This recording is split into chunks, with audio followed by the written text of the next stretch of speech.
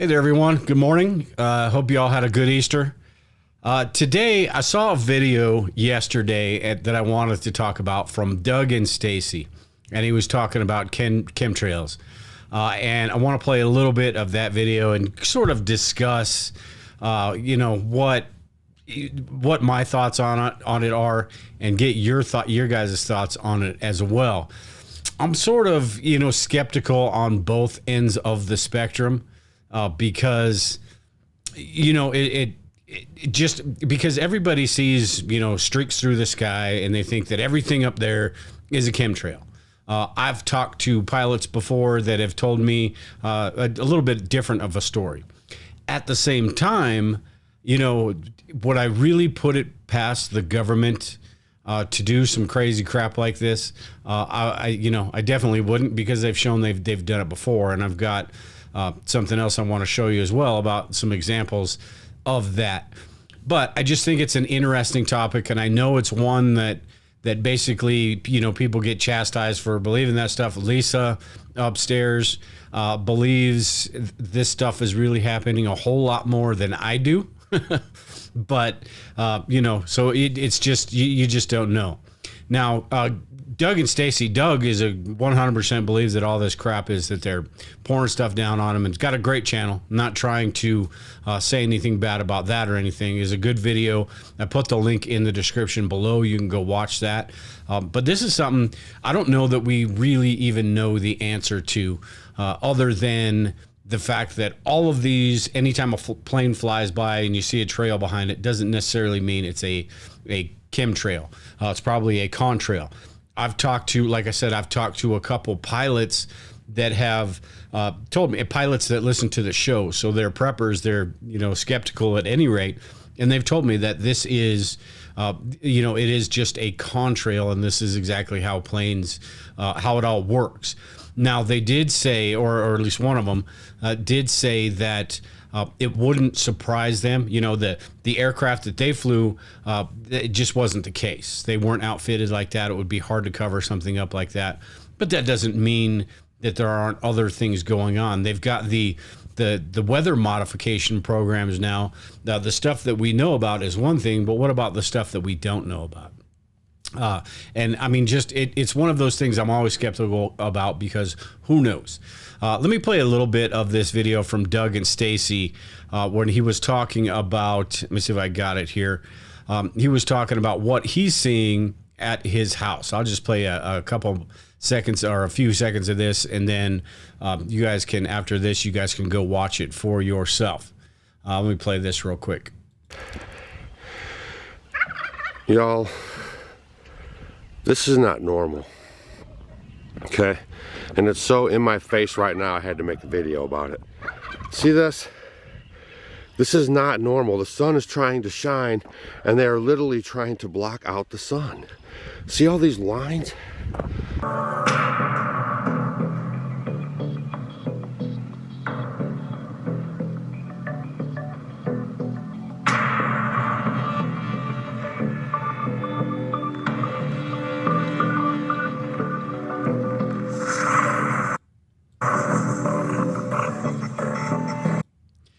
All right, so he's got in this video, as it goes on, he's talking to this lady about, or he plays a video clip of this lady that's talking about some of these programs that are going on and how these unanswered questions, and it's from about 15 years ago.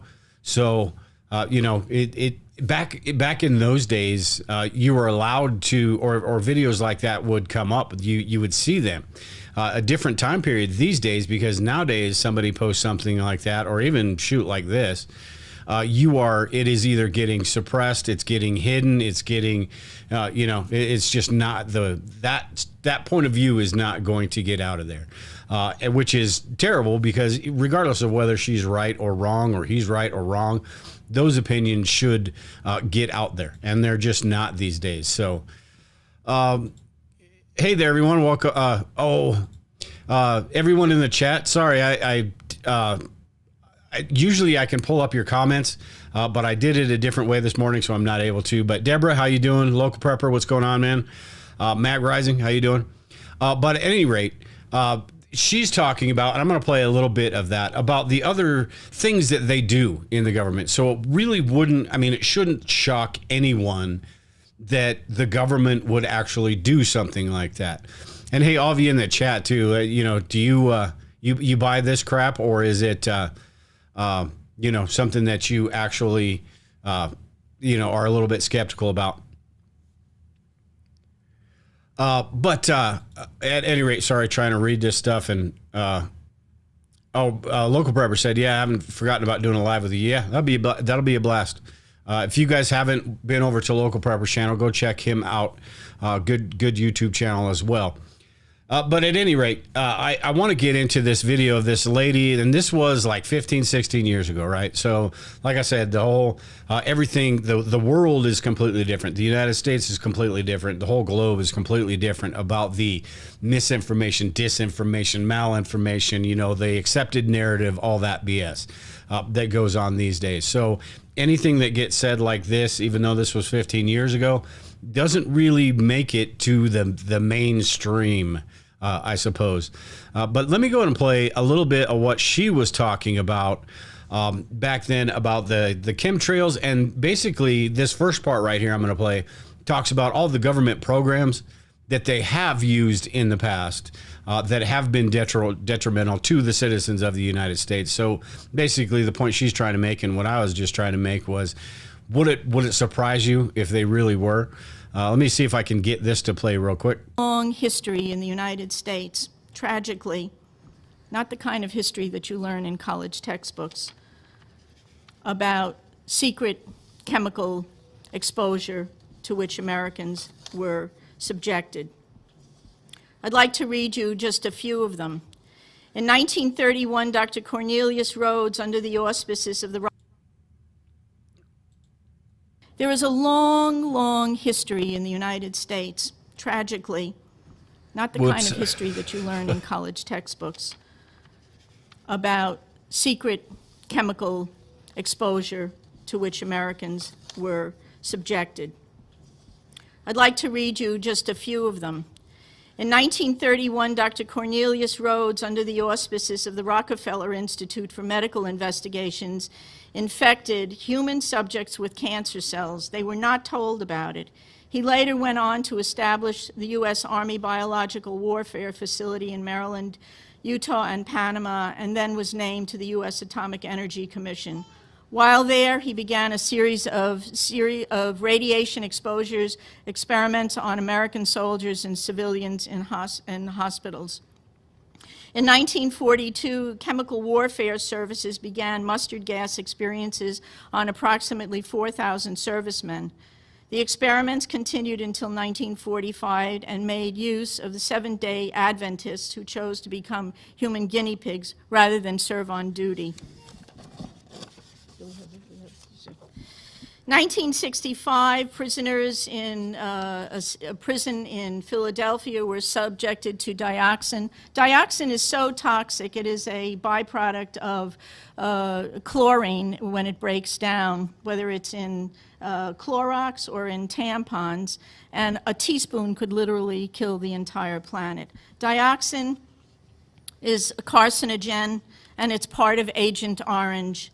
That was suspected even before the military used it for Desert Storm. In 1996, the Department of Defense admits that Desert Storm exposure for all of the military, they were exposed to chemical agents, including Agent Orange. So I have questions that have to be part of an urgently needed public discussion and outcry. When is this going to stop? All right, so let me get this back on here. So it's interesting to me. She goes through all those things that the government has done, and Brian and I have even done shows on, you've got the Tuskegee Airmen and all sorts of different examples of things that the government has done to, for the greater good, I suppose. You've got, just a number, just a whole bunch of them. So my thought is, like Doug was talking about in his video, is why wouldn't they? If you go look up Agent Orange and Monsanto and see the correlation right there between those two and where that all came from, just go look up Agent Orange or Monsanto, and you'll see what I'm talking about there. But it wouldn't surprise me, I suppose, is what I'm saying. And maybe not all of the chemtrails throughout the sky.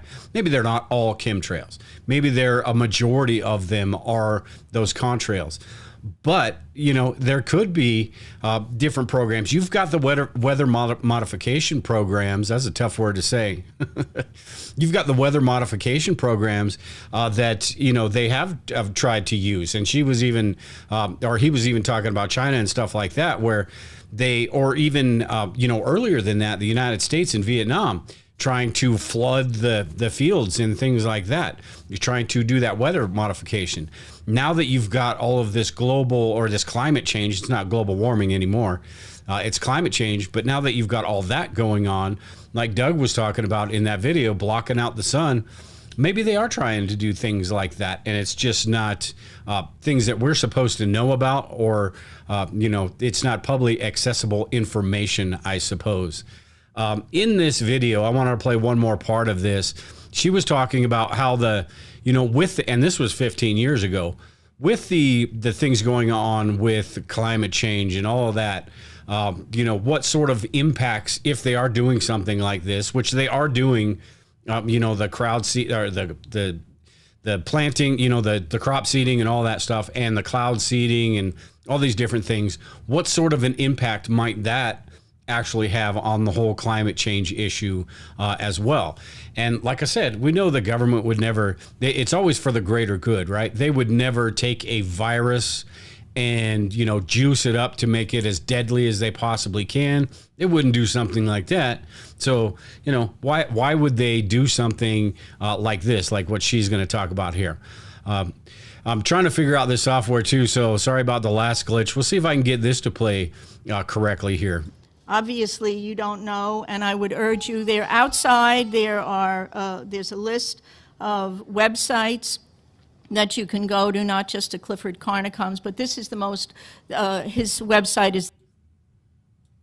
Here we go, I think. Issues of weather modifications and chemtrails.